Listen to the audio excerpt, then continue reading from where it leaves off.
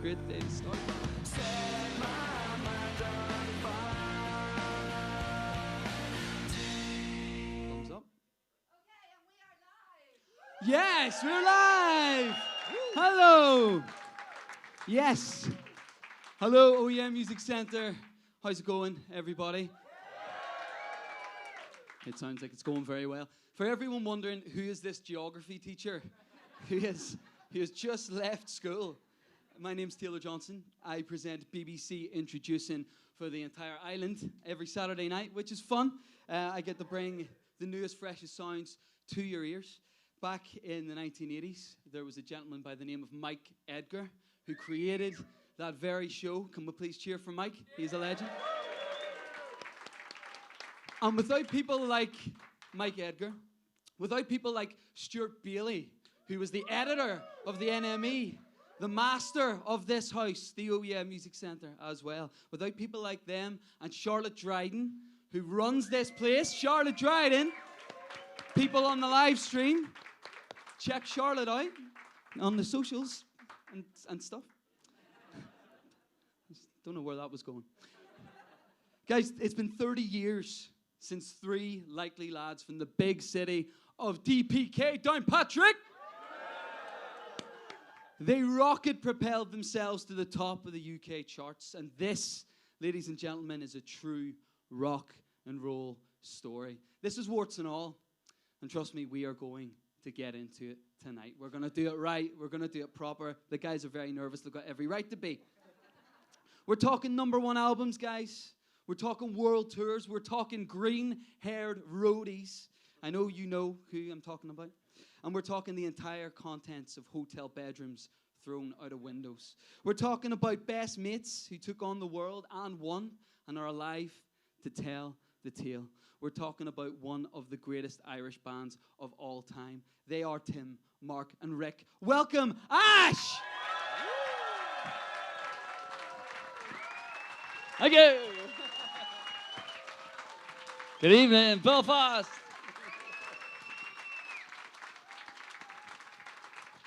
Whoa!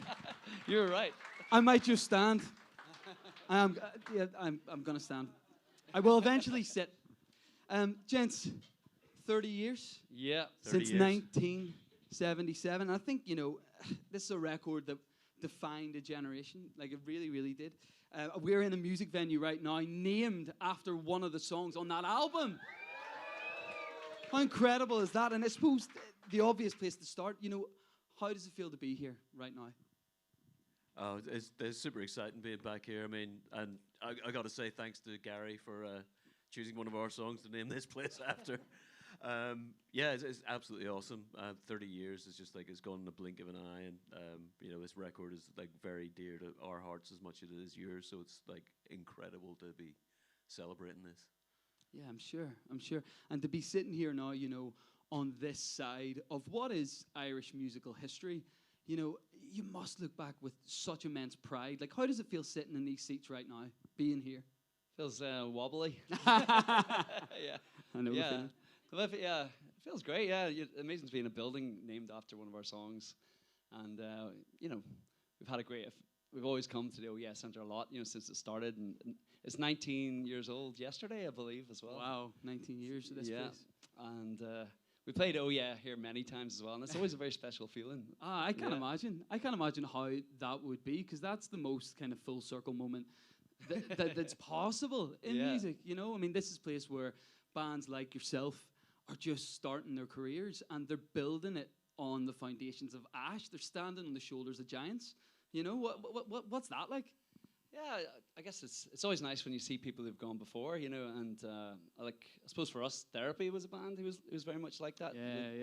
And they'd, I'm sure Andy Cairns is watching this. Yeah. Fuck you, Andy. I like Andy. Yeah. So they were like kind of exactly doing everything that we wanted to do, like kind of a couple of years ahead of us, and they kind of showed it could be done. They're from Larne, we're from Downpatrick, and neither of us from Belfast, as well. Yeah. And so yeah, I guess it was when we were starting, we were like, how do we get out? How do we get out there in the world and get known? And it was great seeing someone else who'd done it. course, yeah. I mean, role models, it's so important. And when you look back on that time now, and you think about that and where you were, and Rick, I'm very interested in your opinion on this. Do you recognize that band? Do you recognize those people that went in and made 1977?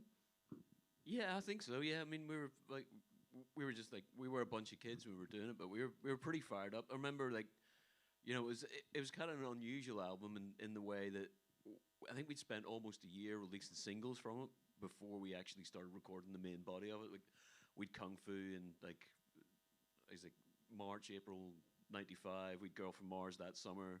Angel Interceptor. It just felt like this kind of like long, like slow burn into what we're doing. So we were like, I think we're like one part sort of naive kids, but also we were just like felt like at every single time we released something, it was just building and building and building. It was sort of like a weird mixture of like, oh, we haven't got this album written, but we're kind of touring the world. But it's like, it felt like we're not putting the foot wrong anywhere, and we sort of had this weird mixture, I think, of like naivety and bravado happening at the same time.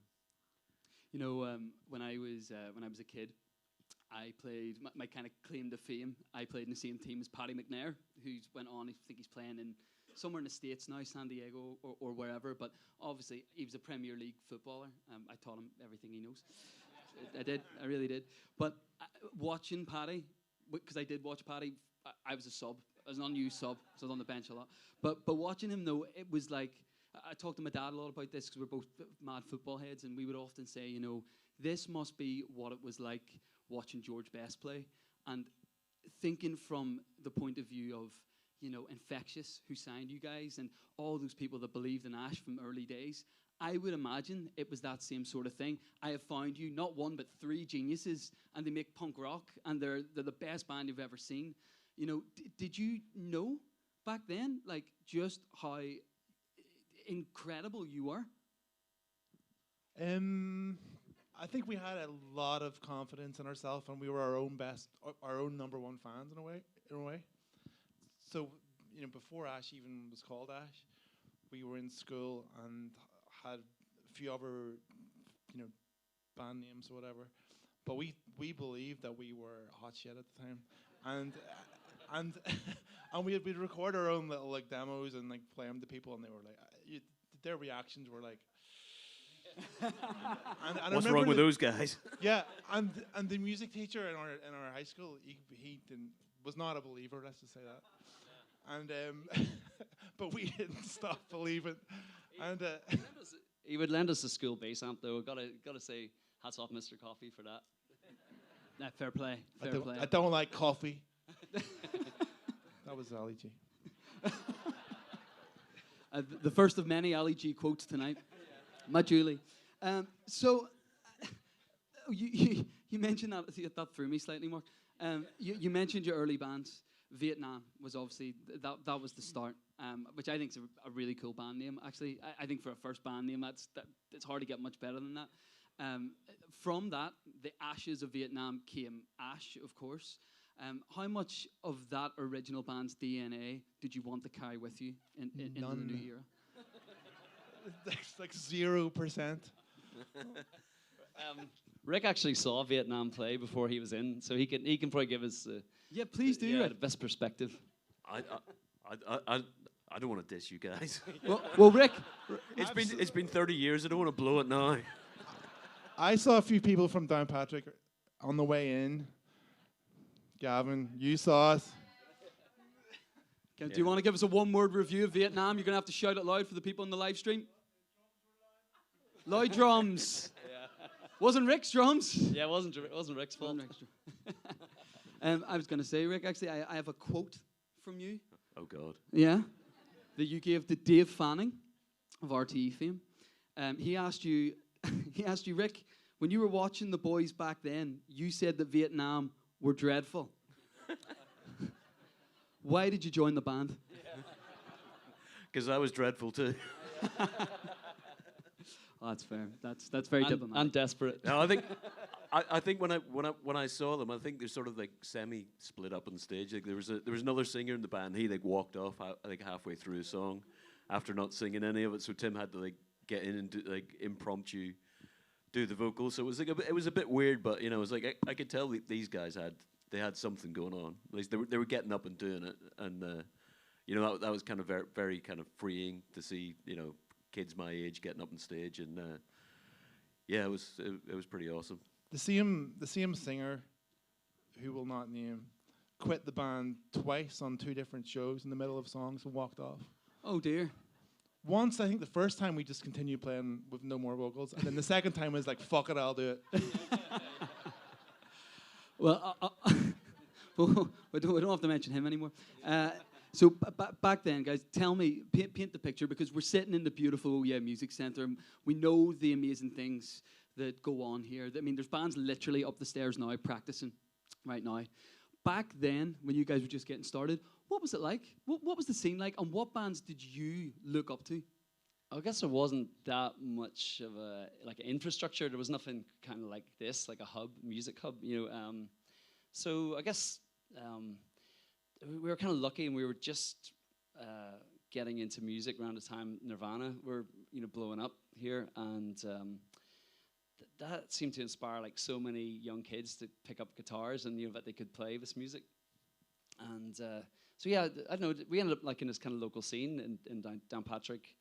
I feel like there was 4 or 5 bands, you know, or maybe more. I don't know. And we could sort of band together and, like, you know, book the leisure centre or like a community hall and put on gigs. And that's the kind of thing we did. And then actually just around the corner from here to Penny Farthing in Belfast, we had friends who would put on gigs there. And that was always a good place. So you kind of had to make your own gigs. There was at the Limelight, they had new band night on Thursdays, so that was good. So that was probably our first experience of playing with, like, on a proper stage with PAs and, you know, decent PA. But it was kind of like sort of, luckily we sort of fell into like a bit of a DIY kind of scene. Yeah, I mean that's always the way it goes. It's always the best scenes and the coolest bands emerge. And there was kind of a culture, you know, there was fanzines, and there was everyone made demo tapes, and you could sell them around the corner. There was like Dr. Roberts, or, you know, you'd even sometimes you could go into Virgin and get them. Would they sell them sometimes? Or Yeah, later on they started to sell the demos, local demos. But Dr. Roberts is a big one. Dr. Roberts, okay, cool. In terms of the first record now, because I want to talk about the music as well. The first thing you did straight off the block, you had a few demo tapes. Obviously, I think there was 3 or 4 different demo tapes. But then you came out with a mini album trailer, which when I listen back to it, I mean, I'm an Ash fan, and you know, my parents had Trailer, so I was fairly well versed in it. But I fairly. Which one was Trailer? But what really did surprise me listening back was how heavy it sounded. I mean, there's Sonic Youth, there's Pixies, there's Bleach Era Nirvana, which you just mentioned, Tim. But there was also this kind of innocence and this beautiful melodic undertone to everything. And I'm wondering, where does that come from? Because that has been a mainstay throughout your entire career. I guess, well, we were all into like metal bands when we were like, you know, from about the age of about 11 or 12. And I guess Tim was saying the whole Nirvana and like that whole like wave of like punk bands from America really was like huge inspiration. And then also we were saying, talking about local bands, like Laser Gone Numb were like a band from our school who were a few years older, and then they went on and became Backwater, and bands like Confusion, Leaf, who works upstairs in the wee guitar shop, he had a band. They were kind of like, because they were actually really good bands, and while we were in Vietnam, we were like aspiring to be like them. And where was I going with that? so I guess the influences. Oh, the influence. Oh, no, I can't remember what year. Yeah. How I even. Well, I think we were kind of like, it was like very much that Nirvana thing that got us together. I think it was like, like 92. You know, that was like the biggest thing happening. But you know, it's like if you look at what Nirvana were doing, they were touring with like, you know, Teenage Fan Club and stuff like that. Yes. And it was like they were a gateway into so much other like cool music and getting into like more sort of melodic like UK indie scene as well. So stuff like Ride, and I think Tim was just like a sponge and soaking up like everything from that, and sort of like coming up with this whole like kind of blend of like kind of more angular guitars, but with these like big melodies on it and stuff. Because that's what I was going to say. Because yes, there's elements of Pavement in it, like Petrol, for example, which is one of my favorite songs of all time. That sounds so Stephen Malcolmist to me. But then also what you're doing has elements of Phil Spector and the big band sound and the Ronettes and this 60s thing. So has that been something that, do you all share that, or is that a Tim thing? Well, Tim's dad was a big pop fan, so we'd be driving around in his car listening to ABBA or the Bee Gees or the Beach Boys and stuff. Yeah. So there's a lot of that side probably helped come from your dad. Which is unusual, like that is for the time, and I think that's something which is sustained you so well. It works so well, but also, mate, so much of it's sad. Like a lot of the lyrics, there's so much longing to be written by somebody so young. Why do you think that is, Tim? Because to me, a lot of your lyrics were so beyond your years. Did you realize that when you were writing it at that time? I think so, yeah. I think I sort of found that like music was like an outlet for my feelings, and I think like we were metal fans, so I started writing about werewolves and stuff. And then I gradually progressed, and then more emotional depth started. I was like, oh, I can kind of work my feelings out. The natural vampire, werewolf to true love pipeline. Which exactly, yeah. Well, I think well versed. I think that was a big thing in it as well, because the whole metal thing was like so technical, and then when Nirvana came along, it was like, okay, these songs are about the emotion behind them, rather than the sort of being technical. It was like, great, okay, we can just like bash out a couple of chords, and if you got something to say and you say it like you mean it.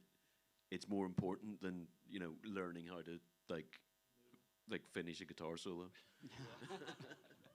Well, although I have to say that Tim's got very good at doing that bit as well. Get you a man who can do both.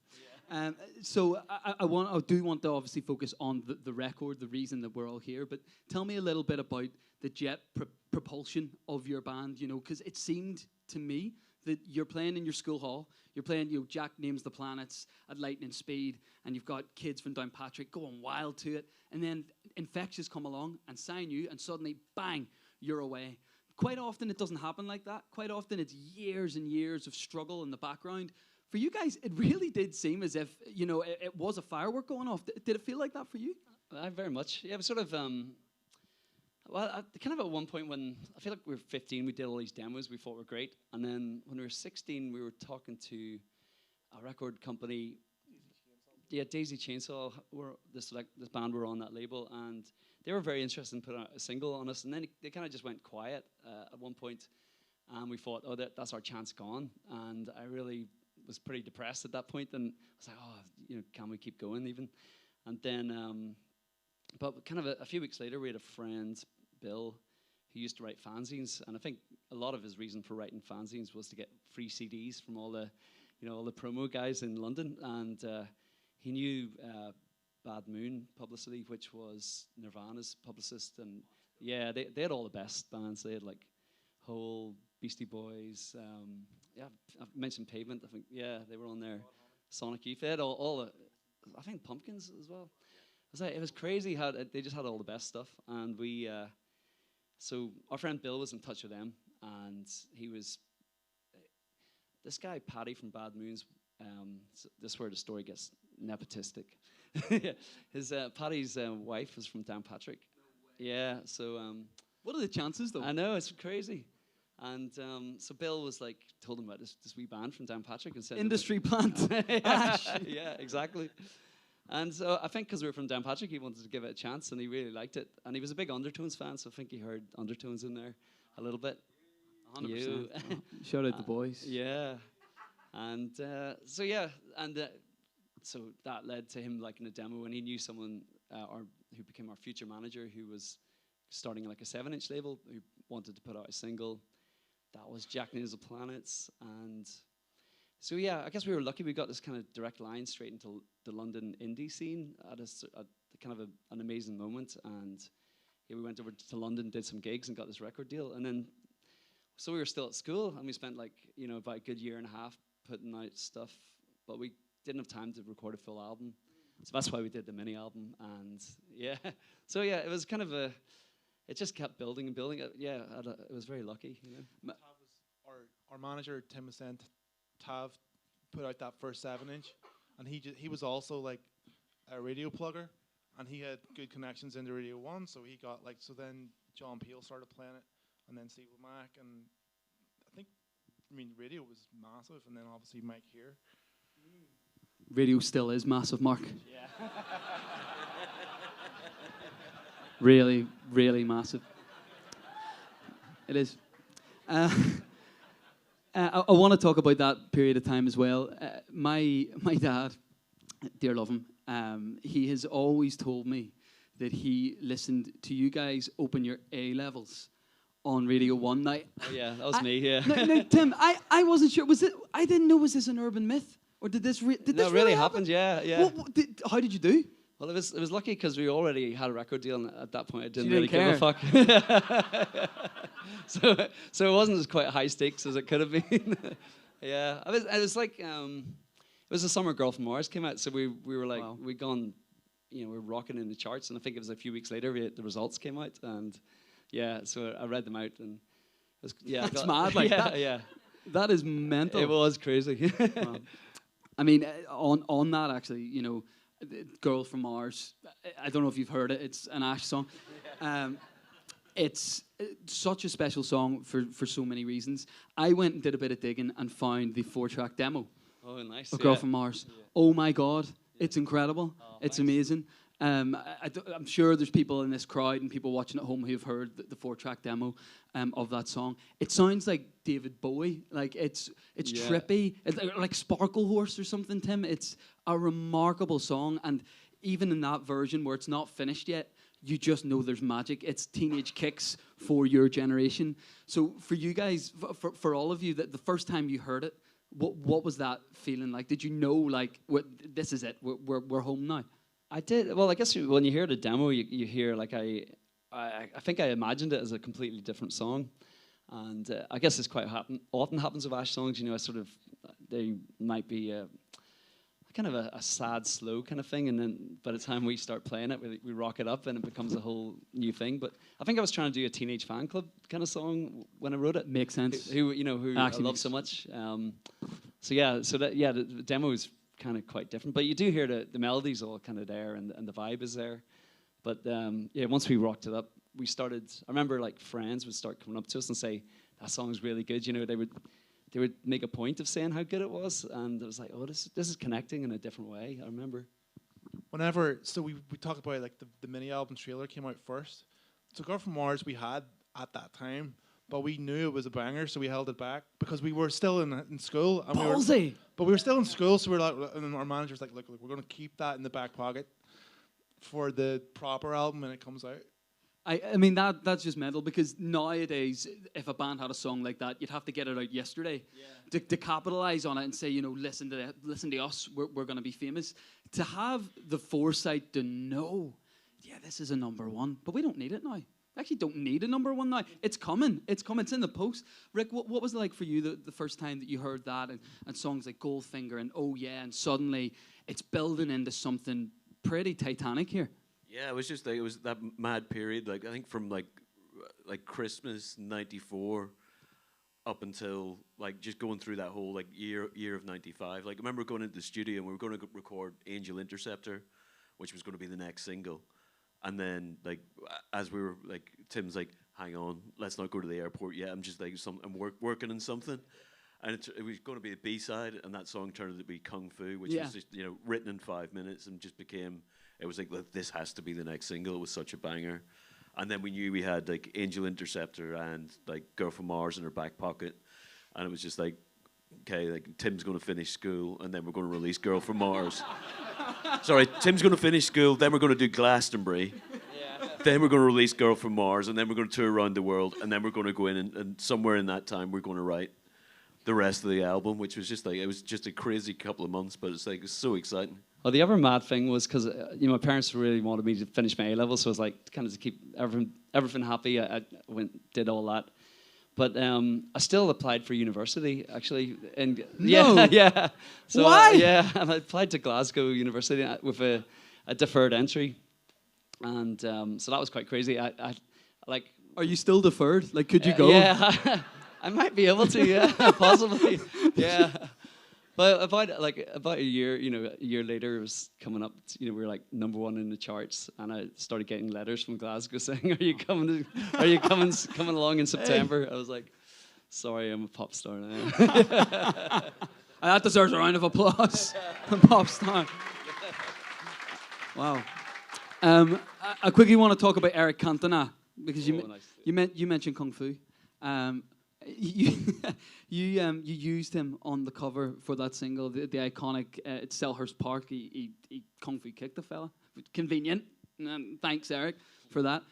What was your interaction with Cantona like, and how did you get permission to use that image?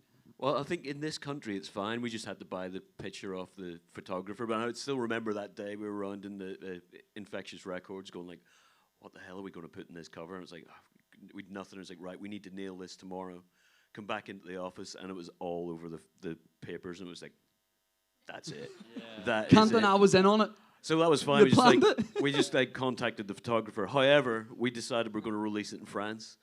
So the laws in France are a little bit different. So we had to send off a fax to Eric Cantona going like, "Excuse me, Mr. Cantona, can we use your photo in France?" And we just got a fax back that said, "I spit on your record." Awesome. Is that a yes? Oui, va va voom. I want to quickly touch on Goldfinger as well, because listening back to that record, Goldfinger is just a sublimely written song, isn't it? It's just the fact that song has such depth, and the way that was constructed, again, that is that of a veteran songwriter. Tim, you must have been very proud when you wrote Goldfinger. Yeah, it was. I kept getting surprised as I was writing it. I was writing it in little chunks. I'd get the first couple of chords of the verse, and then I was like, "Oh, that's nice." And then I sort of kept coming back to it. I think I started it in the bedroom in Downpatrick, and it was like that year we were doing our first kind of world tour, and then I think I wrote the next little twist in the melody. Came thinking a hotel in Japan, and then there's another bit in the back of a tour bus in America, and then I think there's like a little middle break part of it in the rehearsal room, and then I finally wrote the lyrics at the very end of all that. But every time I'd come up with a new bit, I was like, "Wow, where the hell did that come from?" It's very unusual chord sequence, but I was very into Brian Wilson and the Beach Boys. The depth. So Brian Wilson. Yeah. So smile. Yeah. So yeah, it's pretty. Yeah. It was kind of quite a nuts song, and it just kind of fell out of the air. Every time I was picking up a guitar and trying to mess around with it. I love the drum and bass on that song as well. Actually, the way that interlocks. Was that easy at that point to write over Tim's melodies, like a song like that? Yeah, I think it was pretty well. It was about half the speed of everything else we were playing at that point. Because I think the thing that I loved about it was we were kind of known as this very sort of punk pop kind of thing, and then Goldfinger was this just complete left turn. And I think it was a kind of pretty ballsy move to just go okay, he's you think you know us, but you don't, and this is charting new territory. So I still love that excitement. Anytime we're coming up with something that just is a bit challenging to what people think of us, I think that's a very good place to be. I think I got to say a lot of shout out to Owen Morris, who produced the album as well. Absolutely, he produced Oasis, big albums around the same time, and. But I think that song was probably destined to be a B-side. I thought it was a bit odd. I didn't necessarily. I really loved it, but I guess I didn't know what our fans would think, or if it would be in any way commercial or anything like that. I just thought this is great and strange, but that probably should be on a B-side or something. And we were sitting down going through all our ideas when we were doing our rehearsals with Owen before going in the studio, and.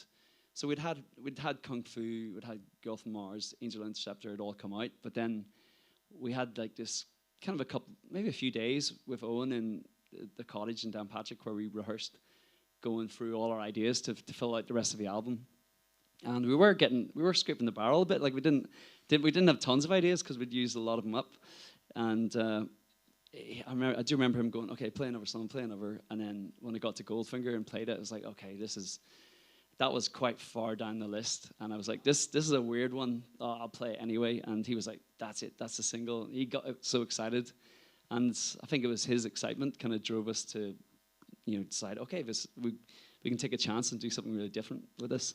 And on that point, what was it like working with Owen? I mean, he is a total icon. He's a legend. Yeah, he's a maniac. I think he lives. He is genuine maniac, and I'm shocked that he's not dead yet. He lives out in Costa Rica. I think so, yeah. Yeah, and he moved out. You can find videos on YouTube of him like doing sort of like little video diaries, which are very, very weird. There's one in particular, Rick, of you singing Goldfinger and changing the lyrics with Leaf. Oh yeah, me and Leaf. Yeah. About burning piss. Do we want to discuss that, or will we discuss that in part 2? Because I think we have to wrap it up. Do we? There, yeah. For now, we can discuss the burning piss song, ladies and gentlemen. We really don't have to. We can do that. It's fine. We can move on. Okay. Only if you want to, Rick. Do you want to tell us what that means? You can ask Leaf tomorrow.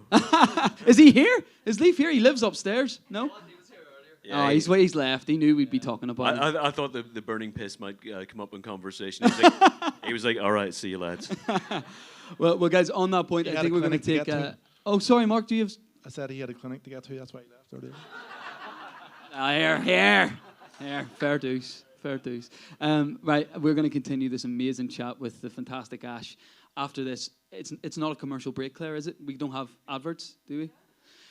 I work for the BBC. We don't do adverts. Here, apparently, we do, or we don't. I'm not sure, but we'll see you soon. Cheers.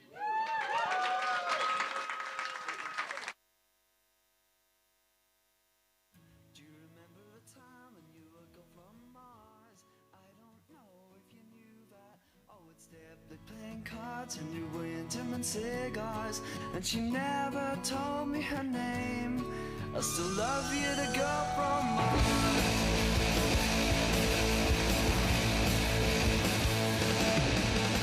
Sitting in our dreamy days by the water's edge, on a cool summer night, fireflies and stars in the sky, gentle blowing light from your cigarette. The breeze blowing softly on my face reminds me of something else, something that in my memories been misplaced.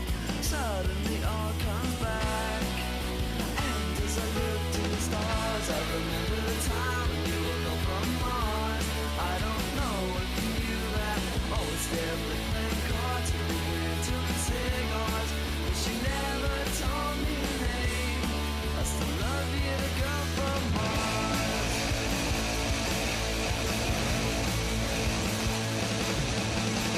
Searching through the darkness over the moonlit strand, electricity in the air, twisting all through the night on the terrace.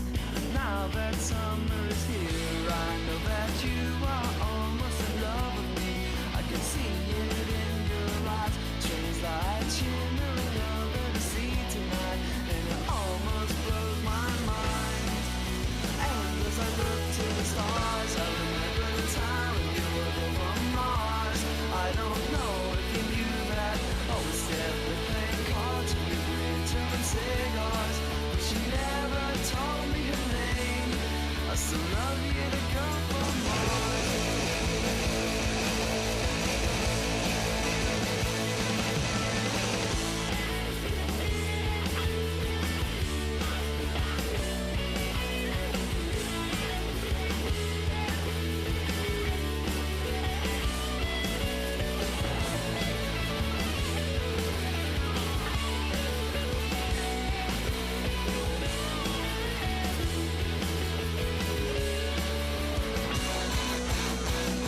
Today I sleep in the chair by the window. It felt as if you'd returned. I thought that you were standing over me. When I woke, there was no one there. I still love you, girl from Mars. Do you remember the time when you were gone from Mars? I don't know if you knew that. Oh, it's Debbie playing cards and we went to cigars, but she never told me her name. Do you remember the time when you were gone from Mars? I don't know if you knew that. Oh, it's Debbie playing cards and we went to cigars, and I'll still dream of you. I still love you, girl from Mars.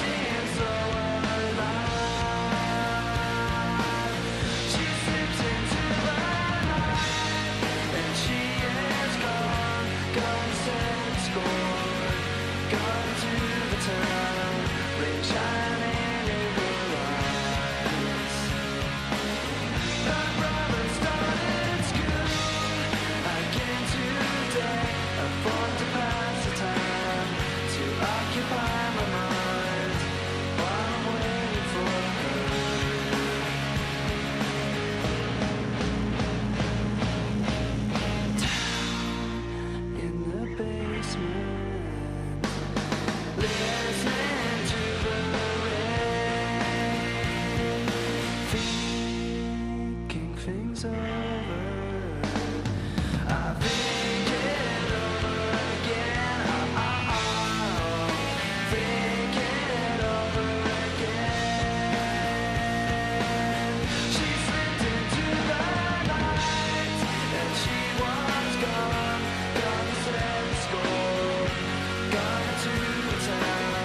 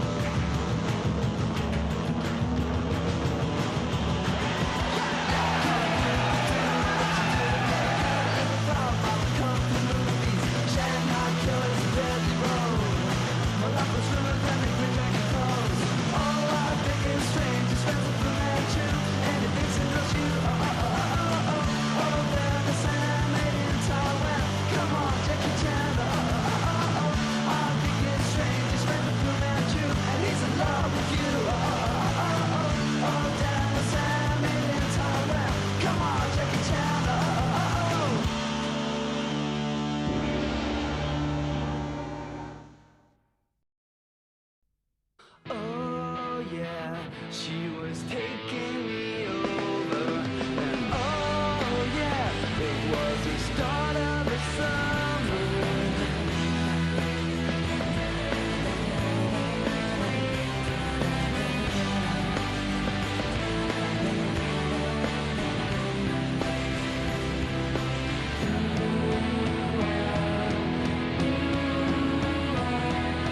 One June evening she would come to my house,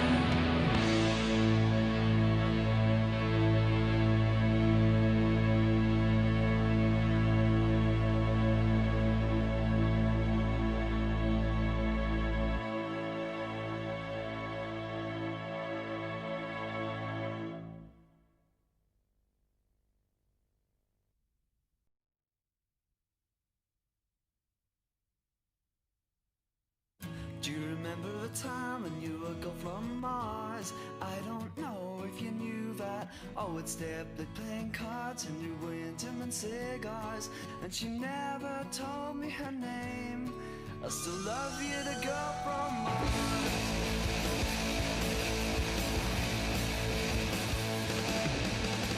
Sitting in our dreamy days by the water's edge on a cool summer night, fireflies and stars in the sky, gentle glowing light from your cigarette. The breeze blowing softly on my face reminds me of something else, something that in my memories be misplaced.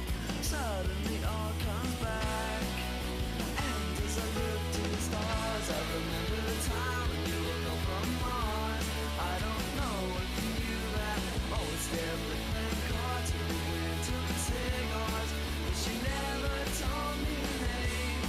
I still love you, the girl from Mars.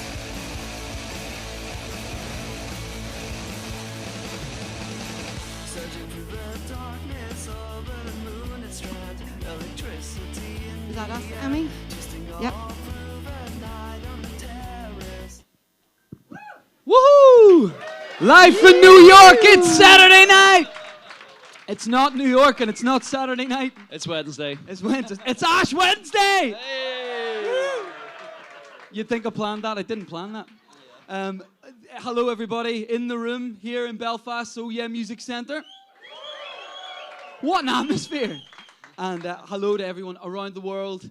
Listen, I was going to say BBC Sounds. It's not BBC Sound. On the live stream at home, make some noise. You can't. Well, you can, but we won't hear you. We're talking to Ash. We're celebrating 1977. It's the anniversary of that incredible, life-affirming, life-changing record. And we're so happy to be chatting to the boys. Make some noise for them. Guys, we're going to get nerdy. Oh. We're going to get very nerdy up in here right now.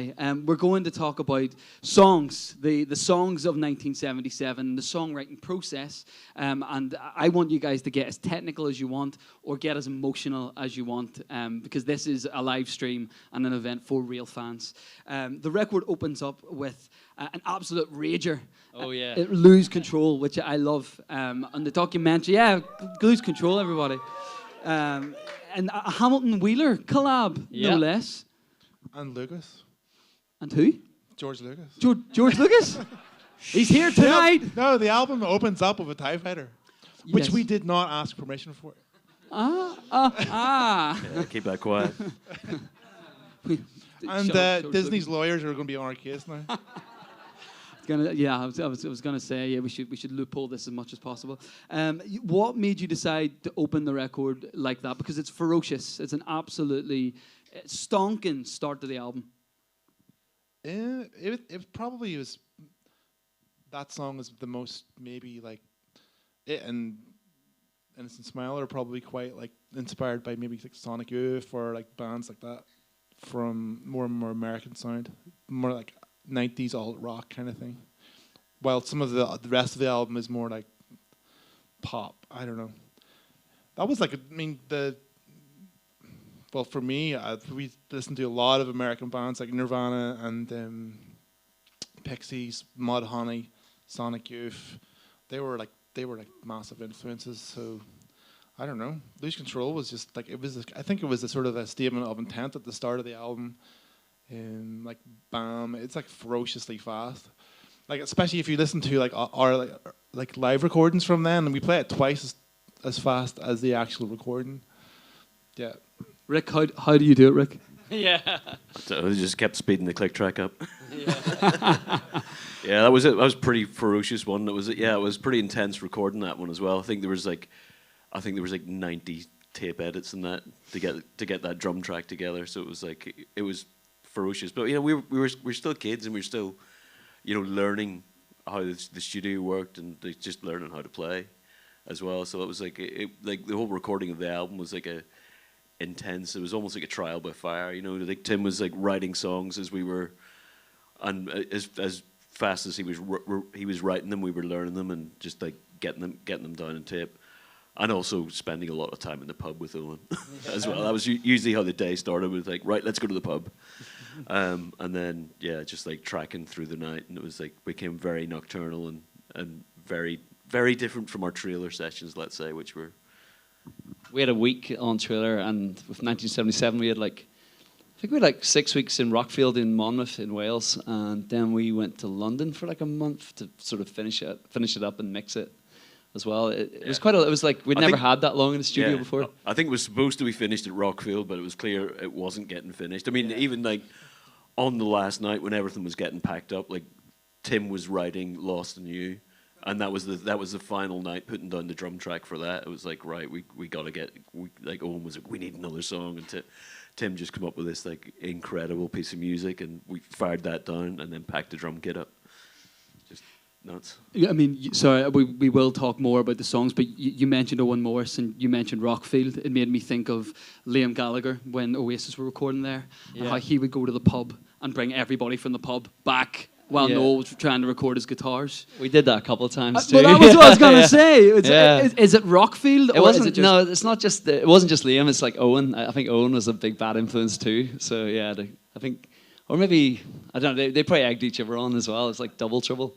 What was the maddest thing you did in the studio? Well, I think we spent like a couple of days making this track called The Scream. I don't know why we did this, but...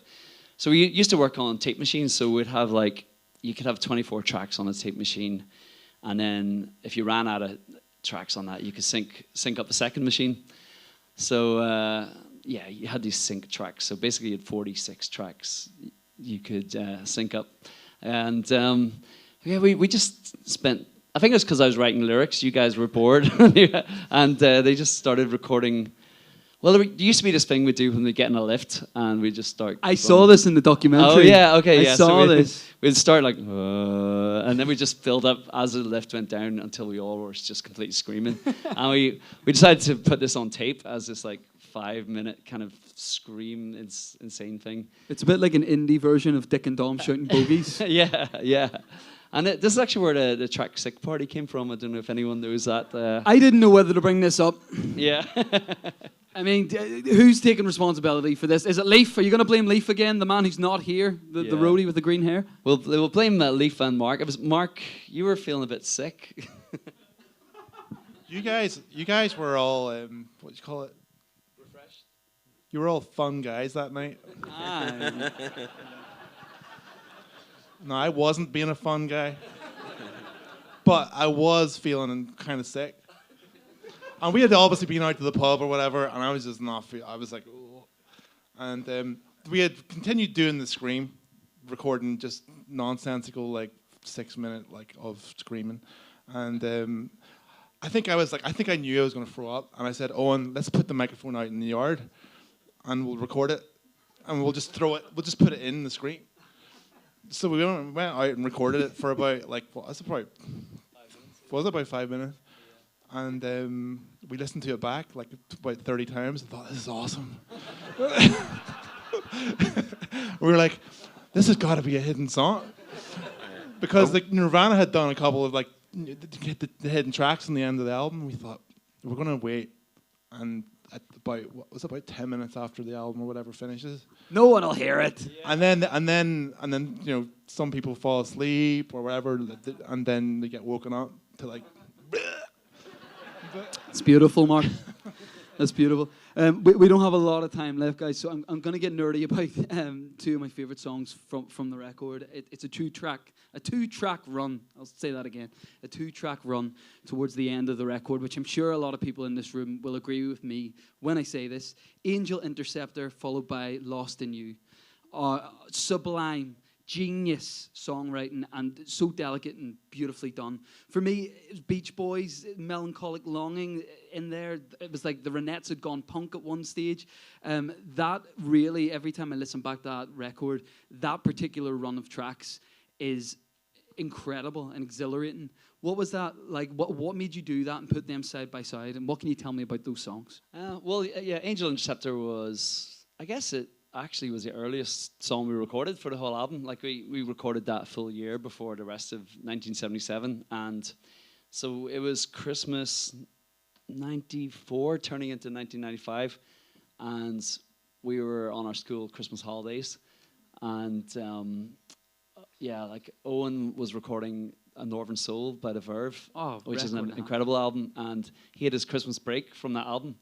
So and I think this was our first time working with him, and so this is where Kung Fu came out of this whole thing as well, because we were heading off to the airport to record Angel Interceptor. I think this is like Boxing Day, and we're going off to the airport. We did our last little rehearsal in the cottage, and my dad's got the car, we're filling it up, and I'm like, hang on, we need B-sides too. So I was like, I'd just been watching a season of Jackie Chan on TV, and I got a load of Ramones CDs. I was like, for some reason, and this line, Kung Fu, do what you do to me, popped in my head. So I was like, I all of a sudden saw a whole song, and I just wrote that really quickly. Jumped in the car, went off, and we flew over to, must have flown to London. We drove to Wales, because we were in the studio called Loco for that.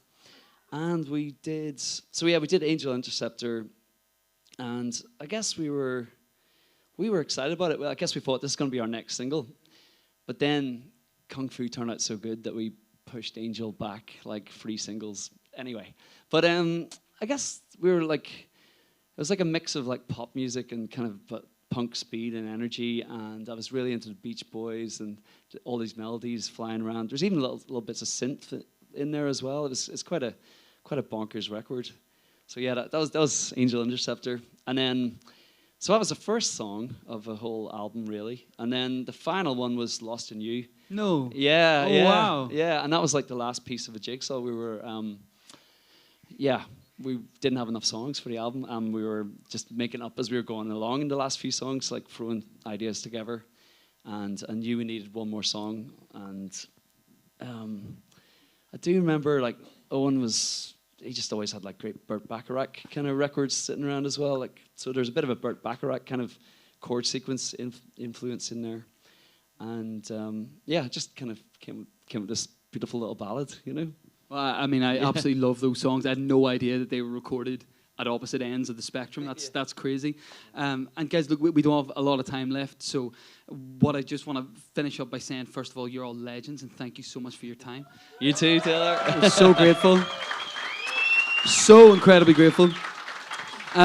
When I was watching back the documentary from the 1977 original tour, that documentary, you have to go and watch it, guys. It's incredible. I'm sure a lot of you have already. But it was like Beatlemania. Like, especially when you go to Asia and you are just mobbed completely. Like, it is like Beatlemania. And you're doing it again. That's right. Yeah, we're off on tour this autumn. Yeah. We've announced it today. The first time was so nice, we had to do it twice. Yeah. Or 5 times or Yeah. whatever. It's 30 times. I mean, we have done it a few times. We've done like sort of one-off, like like 1977 anniversary tours. I think the last time, the 20th anniversary, we did a couple of shows, but this feels like the first time we're properly like taking it all on tour. You know what I mean? We're going around the UK for like a few weeks and shows in Ireland as well, which is going to be like amazing. And it kind of feels like it's a special anniversary that the album kind of deserves. So we're like super excited to bring it back around the country one more time. And what's it going to feel like when you're up on stage and you have the 1977 logo behind you, and you know you're stepping back into that world from 30 years ago? Like, do you allow yourselves to get nostalgic, or do you just play to the crowd in front of you? Probably just think, wow, 30 years, I'm still alive. It's a miracle. How did that happen? Probably as good a point as any to end it there. Ladies and gentlemen, one of the greatest bands that we have ever and will ever produce, Ash. Thank you. And now they're going to play some songs.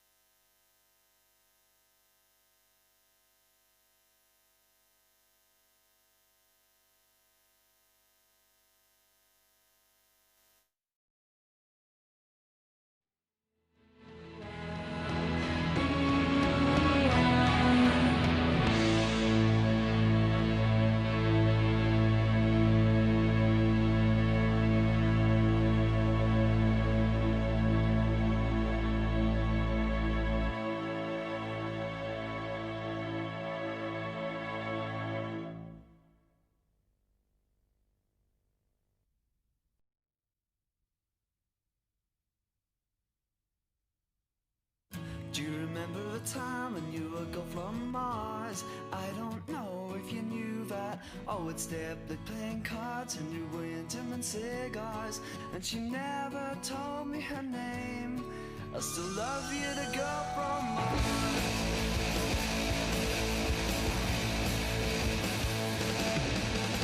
Sitting in our dreamy days by the water's edge, on a cool summer night, fireflies and stars in the sky, gentle blowing light from your cigarette. The breeze blowing softly on my face reminds me of something else, something that in my memory's been misplaced. Suddenly all comes back, and as I look to the stars, I remember the time when you were gone from Mars. I don't know if you knew that. Oh, it's there, but playing cards and we went to the cigars. But she never told me her name. I still love you, the girl from Mars.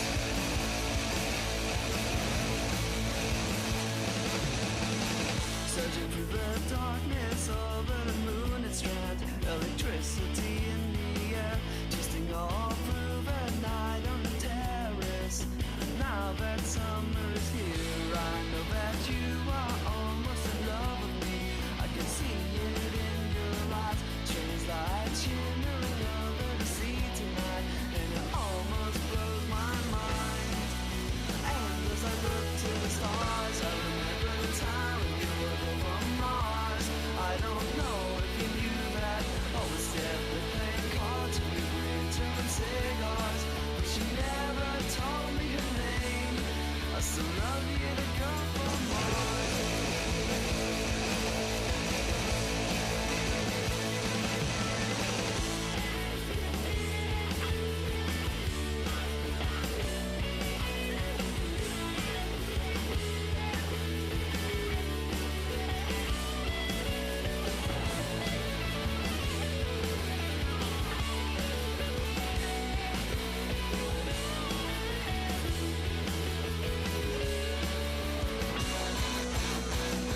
Today, asleep in the chair by the window, it felt as if you'd returned. I thought that you were standing over me.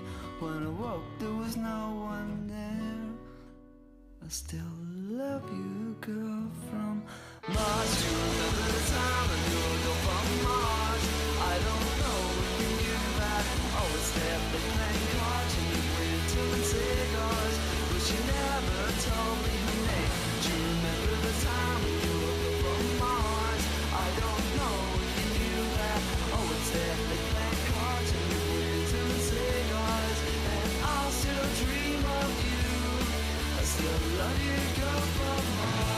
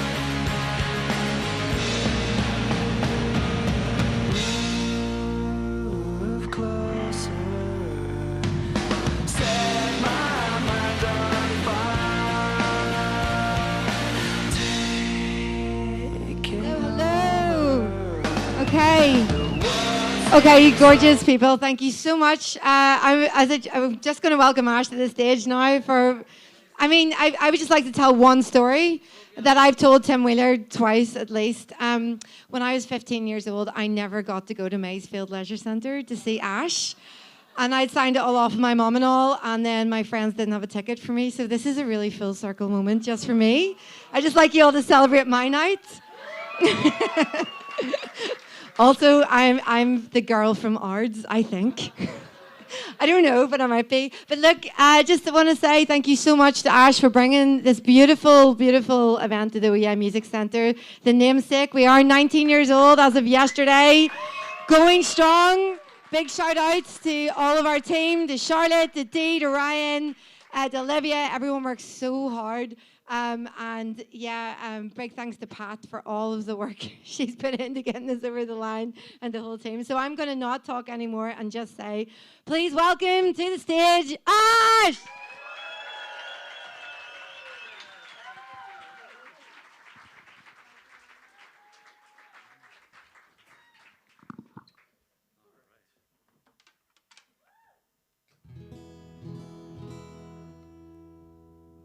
Good evening again, Belfast. Hi, yeah. Thanks everyone for coming out tonight. Listen to us gabber. Yeah, so yeah, we're going to play quite a chunk of the songs from 1977 now, and in a way that, you know, they don't normally sound. So slightly acoustic, kind of half acoustic, I guess. So here we go.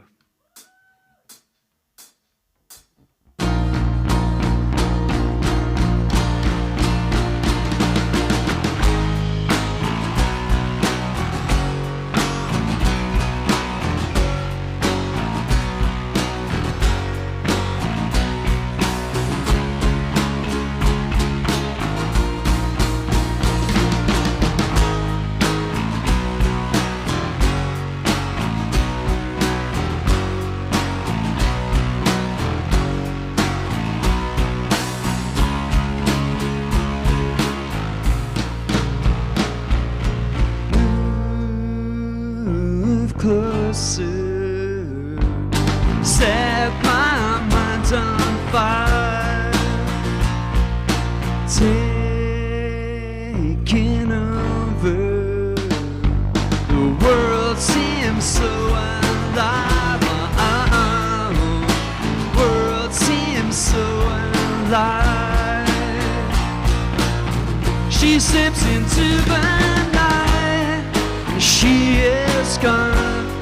Set score, gone to the town, then shining in her eyes. I probably started school again today. I thought to pass time, to occupy my mind while I'm waiting for her.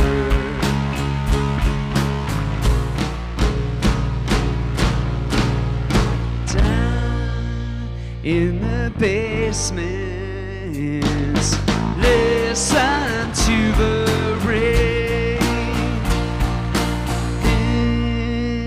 thinking things over. I think it over again. Think it over again.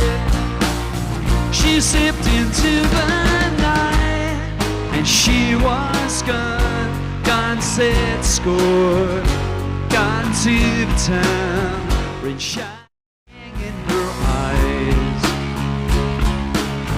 Her brother started school again today. I thought to pass time, to occupy my mind while I'm waiting for her.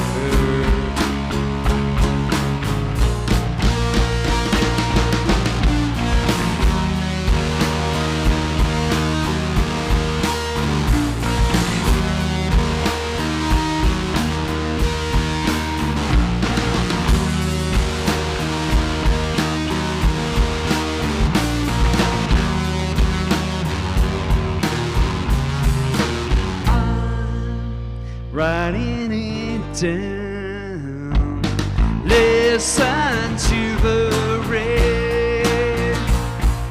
She'll be here soon.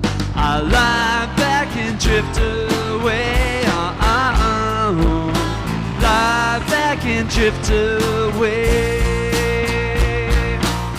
She slipped into the night, and she was gone, set score, gone to the town, rain shining in her eyes. have started school again today. I thought to pass time, to occupy my mind while I'm waiting for her. I'm feeling so alive, feeling so real on the stormy night. The rain is coming down, rain like never before. I've got some records on and some bottles of wine on the stormy night. The rain is lashing down and I'm waiting for her.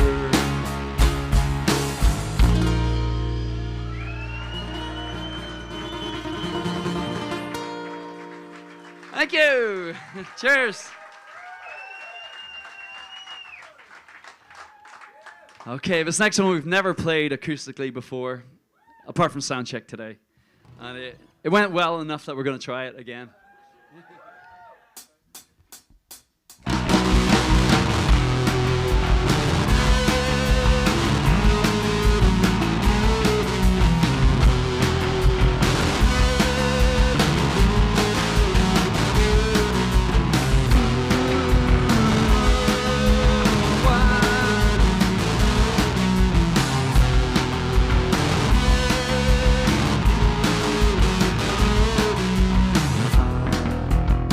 Stayed in last night, I wasn't feeling alright. Knew it couldn't last. I started thinking of you, and I dreamed we could be dancing in the dark, really slow. Oh, it's good to know tomorrow you are coming home. I won't be so alone, feel heaven in you. Don't you know I feel heaven in you? Don't you know I feel heaven in you? Oh, it's true, can't go. I miss you, oh, you know.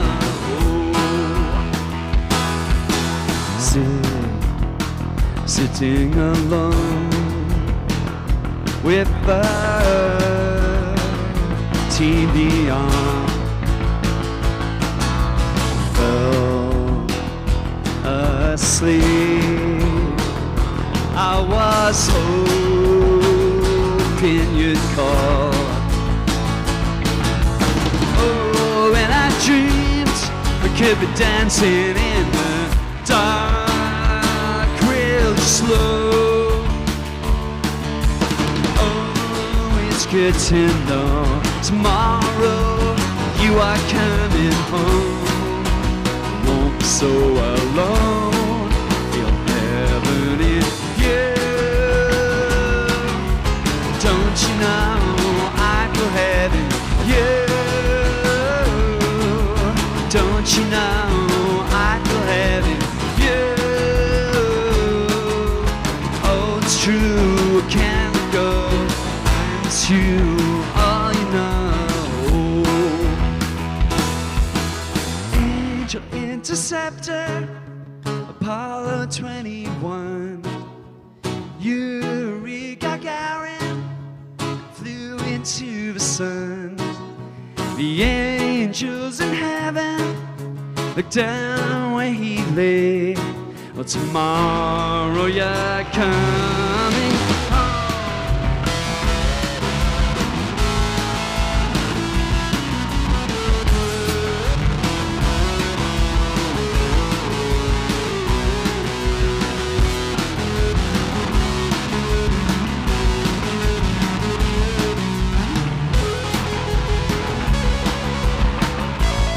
I feel heaven in you. Don't you know I feel heaven in you? Don't you know I feel heaven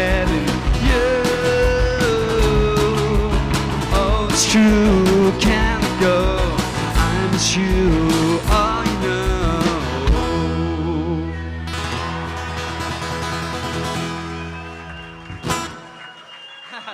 Thank you. Well, that worked.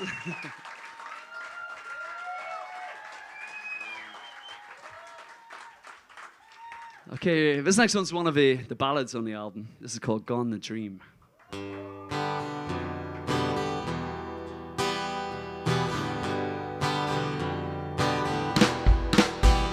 At the end of the day, when all had been done and all had been said, in the kitchen, laughing with you before I went to bed, my face in the light, illuminated, untroubled and safe.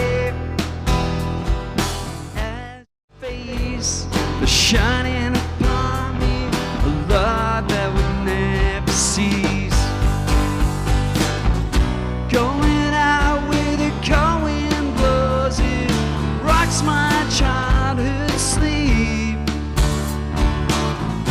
And up in the starry skies and further out to sea, late in time when it will come, I see it in my dreams. At night with the cold wind blowing, at night with the cold wind blowing inside.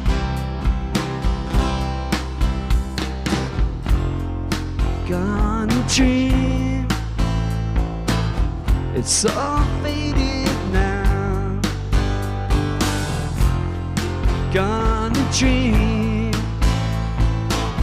it's all faded now. Take me home.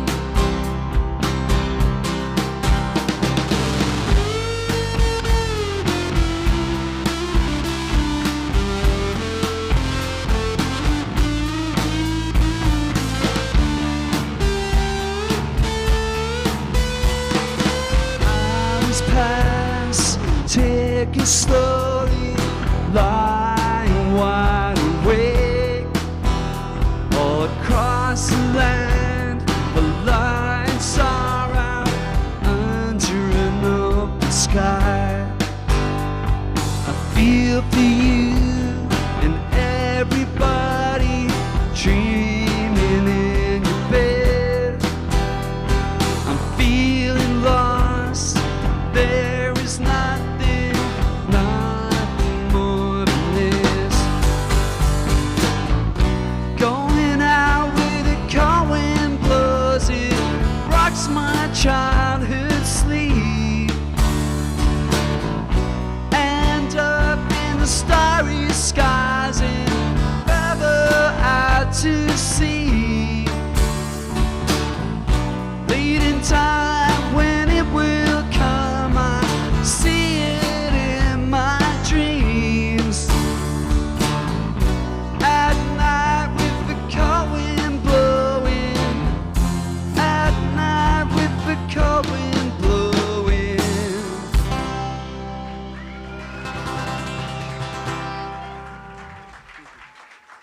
Thank you.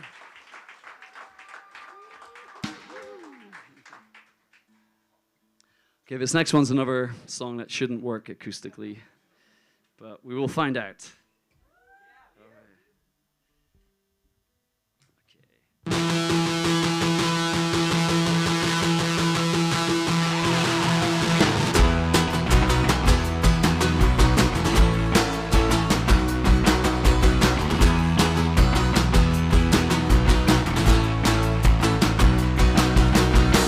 Can't do what you did to me. I haven't been the same since my teenage lobotomy. Full on, I moved to Hong Kong with Bruce Seasborough and John Wan. I think it's strange, it's been a few-man shoot and a fixing the shoe. Oh, oh, oh, oh, oh, dang, Sam, made in Taiwan. Come on, Jackie Chan, oh, oh.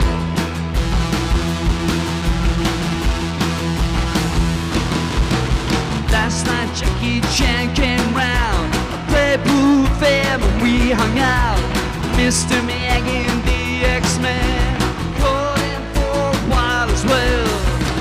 I think it's strange, been a female shoe and a fictional shoe. What? Oh, dang, Sam, meet in Taiwan. Come on, Jackie Chan. What?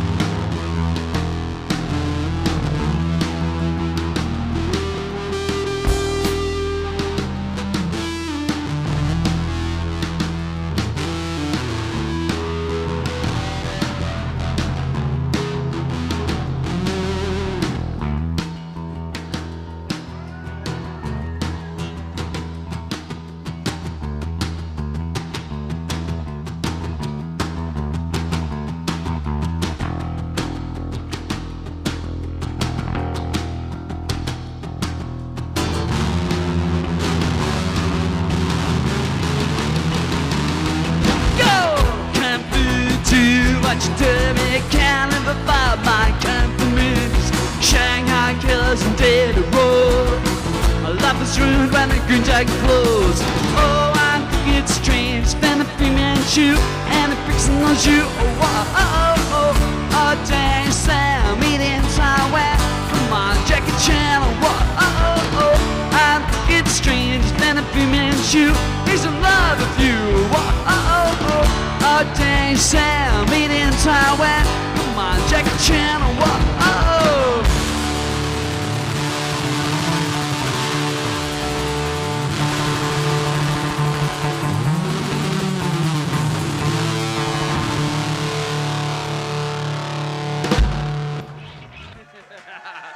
Yeah.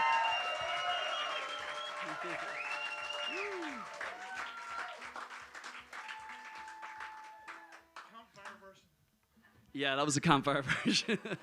Kind of. I didn't get any marshmallows though. So yeah, this next song is called "Oh Yeah." Just gotta say, happy birthday, Oh Yeah Center. It's been, I guess we've been here right from the beginning, and it's always been an amazing hub. We've written songs here. We've enjoyed like rehearsing here. We've done album launches here, and it's just great seeing all the talent coming out of Belfast. And it's such an important hub. So congratulations and thank you to everyone who works here and who's built this place. And I gotta say, it's such a massive pleasure to sing this song here every time. So. Oh yeah, she was taking me over. Oh yeah, was the start of the summer.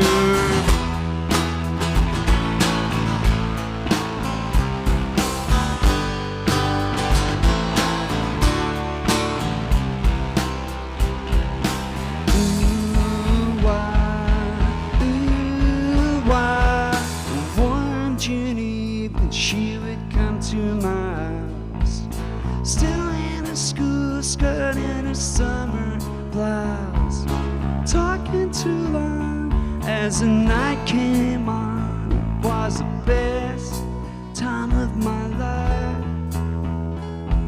Her bee-stung lips, kisses sweeter than wine. The things she whispered were breathless sighs. The summer air was soft and warm. Her eyes were making silent demands as her hair came undone in my head. Oh yeah, she was taking me over. Oh yeah, was the start of the summer. Oh yeah, she was taking me over. Oh yeah, was the start of the summer.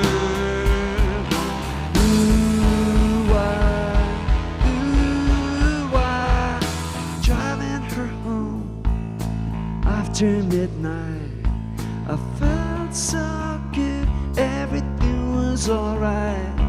Her thoughts seemed lost in the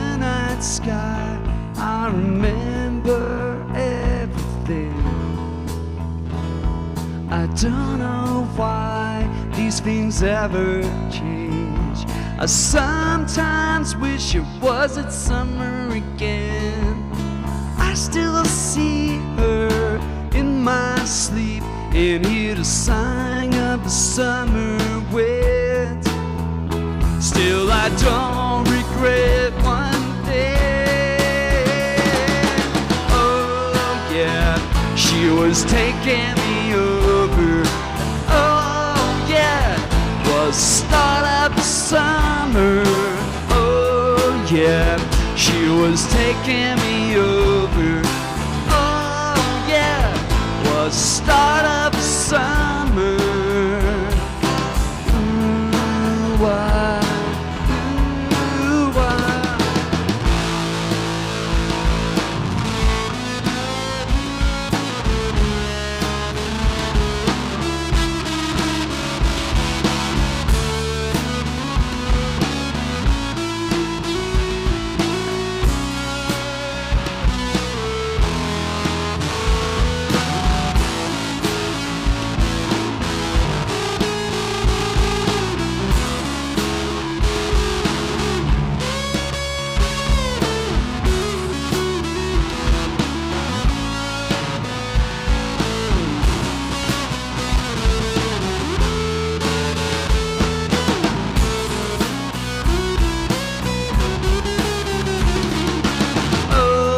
Yeah, she was taking me over.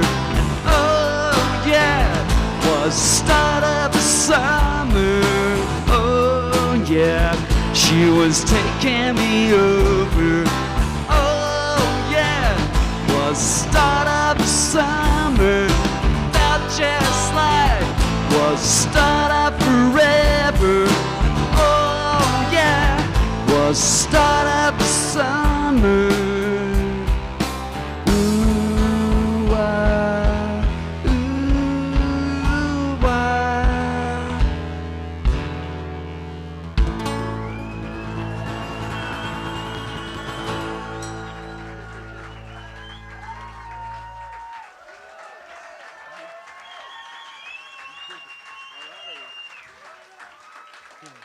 Thank you.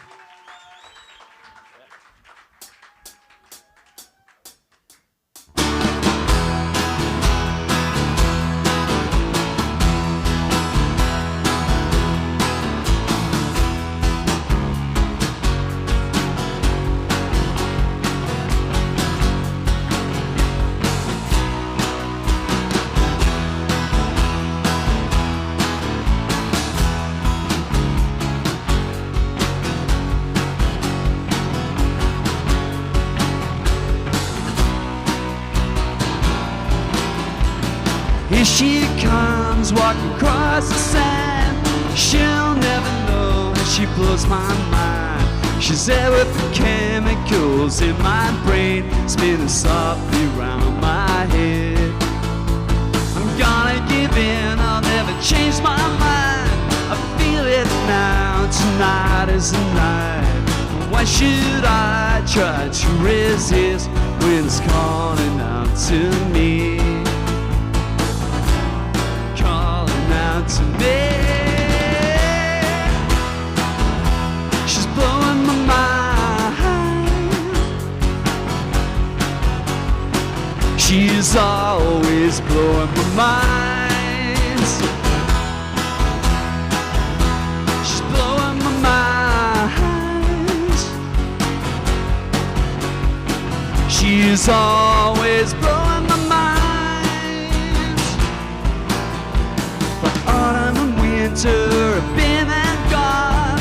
Half the time I never knew I was wrong. I never noticed I was feeling down. Just went day by day.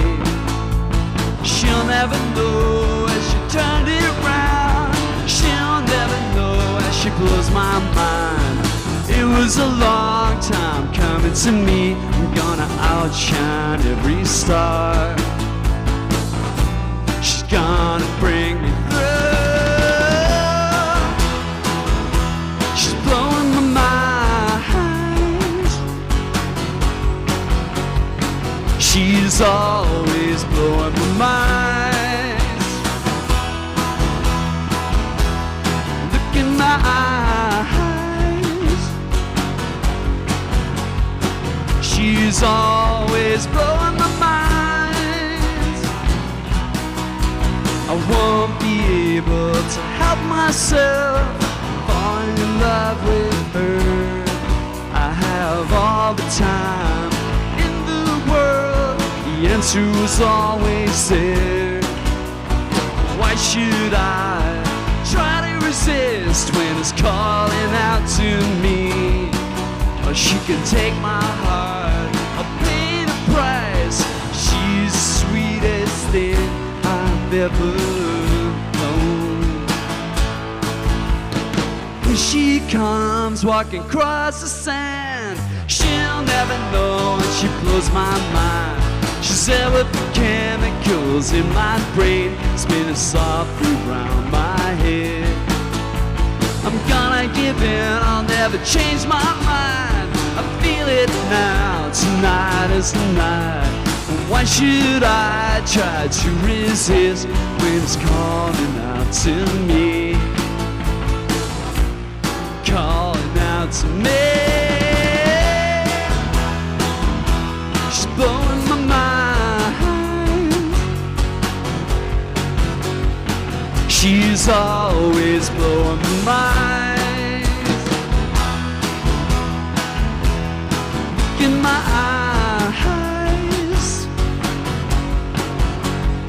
She's always blowing my mind.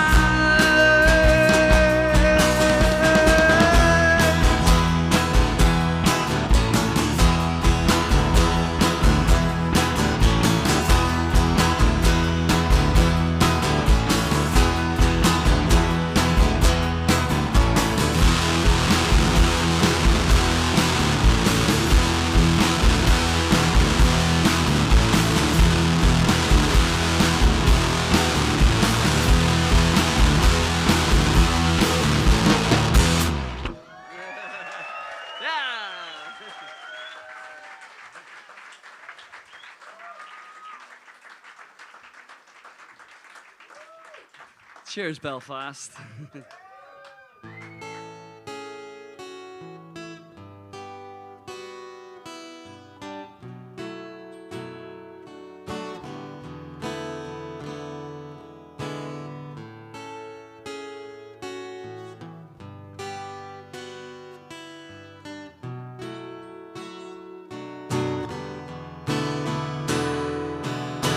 Lying wide awake under strange skies, wanting to call you, but it is late at night, and you're far away, but you are always on my mind.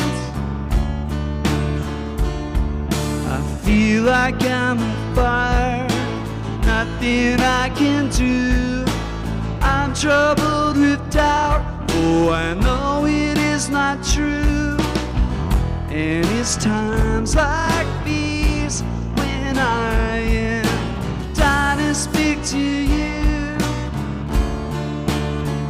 I'm dying to get through. I'm dying to speak to you. I'm dying to get through. I'm dying to speak to you.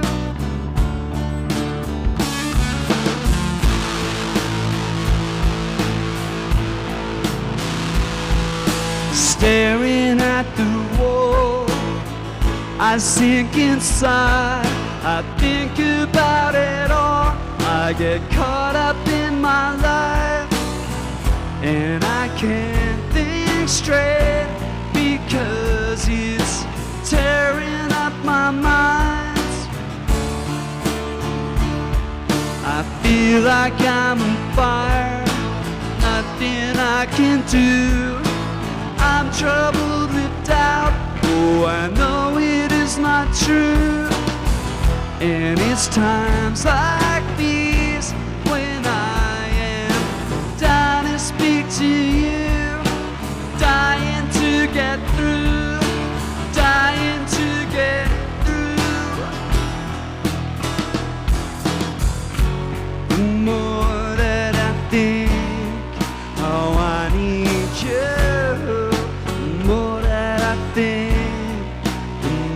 it seems true.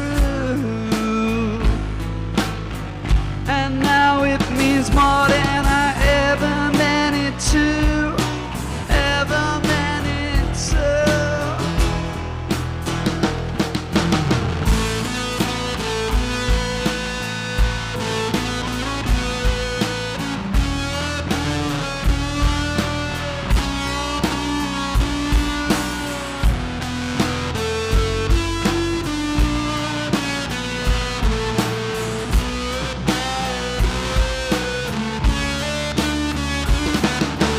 Lying wide awake under strange skies, wanted to call you, but it is late at night, and you're far away. But you were always on my mind. You were always on my mind. You are always on my mind. You are always on my mind. You are always on my mind. You are always on my mind. You are always on my mind.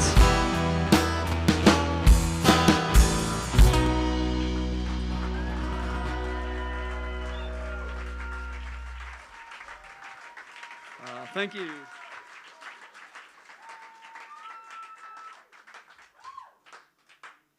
So we got one last song tonight. It's a very good one, though. Yeah. And we'll be in the Ulster Hall in December, is it? Yeah. So you can come and hear the really noisy version of all of this stuff. And to everyone on the live stream, that counts for you guys too. Everyone come to Belfast. But we might see you in Singapore, Hong Kong, all those other good places too. We'll bring all these lot. Anyway, thank you so much. Thank you, Oh Yeah Center. Thank you, Taylor, for the great interview tonight. And thank you, everyone, for watching at home. From us in Belfast, this is good night. Do you remember the time I knew a girl from Mars? I don't know if you knew that. Always steadily playing cards, with some cigars. She never told me her name. I still love you, girl from Mars.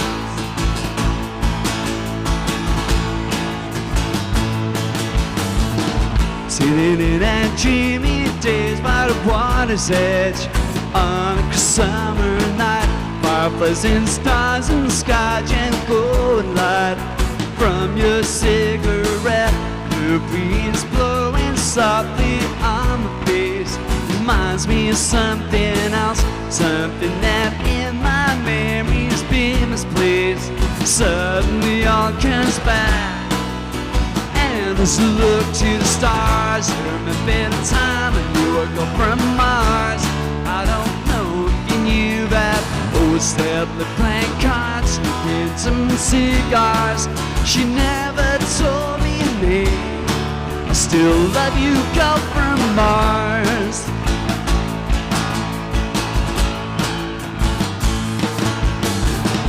Searching through the darkness over the moon's strand, electricity in the air, just hang on through the night on the terrace.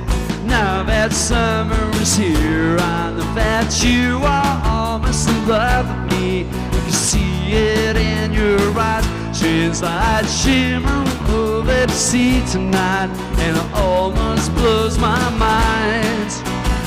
This look to the stars, remember the time when you were girl from Mars.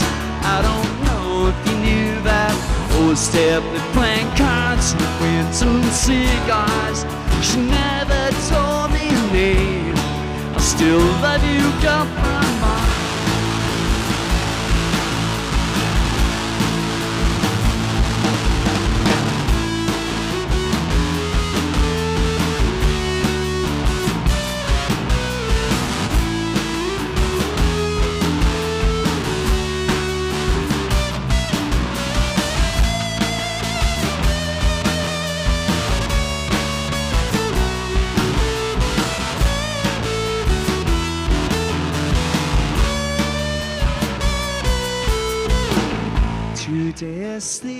the turbine window.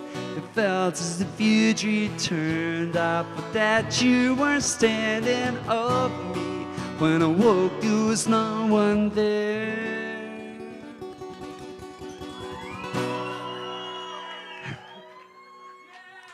I still love you, girl from Mars. A bit of time with you, girl from Mars. I don't know if you knew that.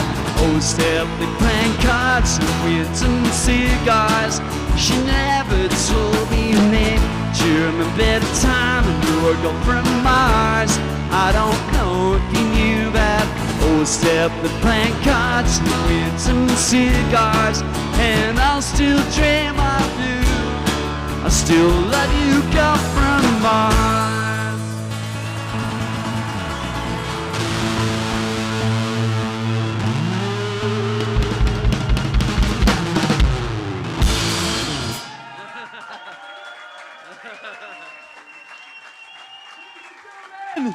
Your prodigal sons, Ash!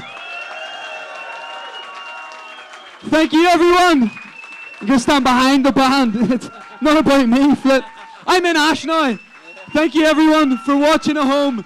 Thank you to John and Emmy on sound. Thank you to everyone at the OEM Music Centre. We have been Ash. Good night.